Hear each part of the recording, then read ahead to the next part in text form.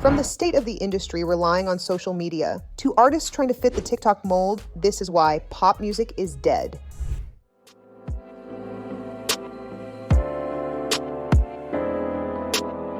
When I say that music, especially the pop genre, relies on social media, I am not exaggerating. Today's majority of pop stars owe their fame to TikTok, and that says a lot about the state of the industry today. There's no denying that an artist needs to make it big on the internet to ensure complete success. Just look at Lil Nas X, who owes his entire career to Old Town Road popping off on TikTok. Tate McRae made it big when One Day went viral on both YouTube and TikTok. If you think about it, these platforms are both a blessing and a curse. It's a blessing because they're the reason we've been introduced to so many iconic artists like Conan Gray and Olivia Rodrigo. Look, I know some of you may be mad that I'm saying someone like the Olivia Rodrigo is famous because of TikTok, but you've got to admit there's some truth to it. Only a handful of people could name her songs before Driver's License was on everyone's screens for a solid month back in 2021. Sure, she's a talented person who starred on Disney shows like Bizaardvark and High School Musical, the musical. But how many Disney stars post-Jonas Brothers era can you name that made a career as an actor? There's another problem that everyone's noticed because TikTok plays the role of every artist's new manager, and that's the fact that everyone's trying to make it big on the app. You guys remember how Justin Bieber tried promoting Yummy, right? Everyone seems to want to create a catchy beat that will have everyone on the internet making videos of themselves dancing and singing along, to make it trendy. The worst part is that most of these beats and samples end up sounding repetitive and overall unentertaining. Similar to the term viralog, used in television to describe lines and scripts intended for the screenshot to go viral online, musicians are doing the same with their lyrics. Attempts at making it big on TikTok have made pop music redundant and nothing like what it once was. I'm talking about the 2000s and early 2010s, of course. I think it's safe to say that most of us still remember the lyrics of every pop hit that was released in that era. Britney Spears, Beyonce, Jennifer Lopez, Lady Gaga, and so many more artists literally carved the path to what the pop industry is today. Without them, who knows what the state of the genre would be? So, what's the reason behind their success? What made these artists so memorable while the new generation struggles to find an impactful career? Not to sound like a boomer, but blame technology. Back in the good old days, musicians and artists actually learned an instrument and worked hard to get where they were. The internet wasn't as developed as it is now, so most of the earlier musicians relied on record deals, live performances, and MTV.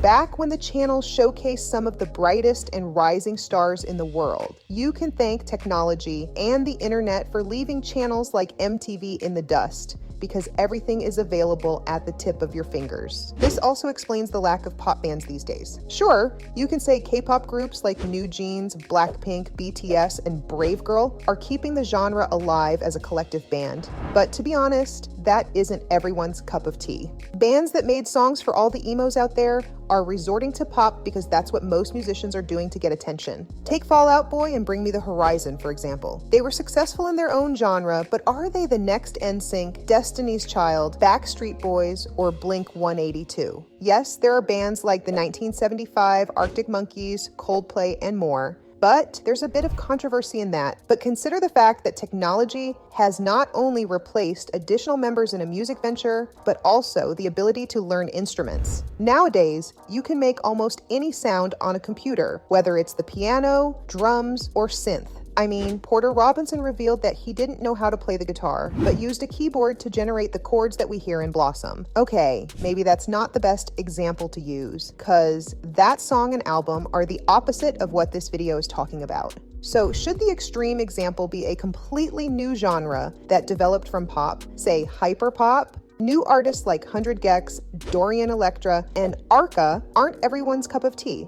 And you must be wondering how this is relevant to artists like Lady Gaga and Beyonce, but hear me out. You see, the definition of pop music is a contemporary form of music that appeals to a wider range of people. So it's not limited to just a specific style because there can be a ton of subgenres. Hyperpop is just one of those examples. And though it may sound like 100 metal utensils sparking in a microwave, it is pretty similar to the music legendary artists like Bjork and Grimes made. Some could say these are the icons that made pop what it is today, but don't get me wrong, credit is due to all the other legends like Shakira and Katy Perry. I mean, California Girls, Extraterrestrial, Teenage Dream, and The One That Got Away are all timeless classics. Unfortunately, as time passed, Perry's newer music just didn't hit the same. Once again, you can thank her for the countless attempts at being trendy and big on TikTok that failed her. Now, the reason why I mentioned Bjork and experimental pop music is because Twitter was blowing up because of arguments surrounding this artist. Did she do something that would get her canceled? Apart from that hilarious video of her attacking a reporter? No, not really. The thing is, there was a huge battle between fans of this subgenre and a particular group of fans that no one, and I mean no one, wanted to mess with. And to top it all off, they're one of the reasons pop is dying in the first place. Yes, I'm talking about the one and only Taylor Swift fans who have been a constant obstacle that emerging pop stars have to face. I'm not saying that their opinions are what determine an artist's success, but they tend to make songs that don't suit their taste rather redundant. Swift started as a country singer with her debut self-titled album in 2006 and moved to the pop genre as her career progressed. Today, she's one of, if not the biggest stars in the world, so it's obvious that her fan base will be on a high horse. FKA Twigs, another pop sensation,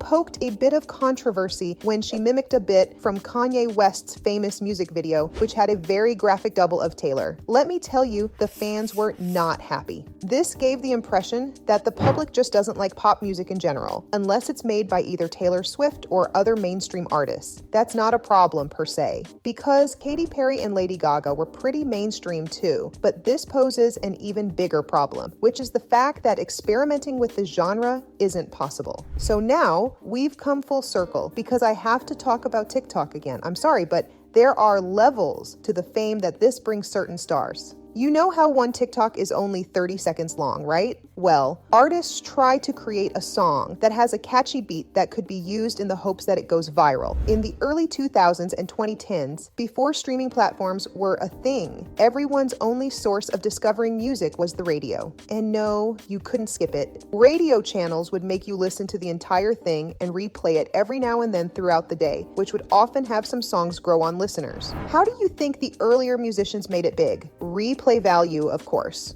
But despite fan wars and the inability to play an instrument, is there any redemption for pop music? It's hard, no doubt, because most of the good artists end up sharing controversial opinions or behaviors. Lizzo is a pretty good example of that, but I won't get into that right now.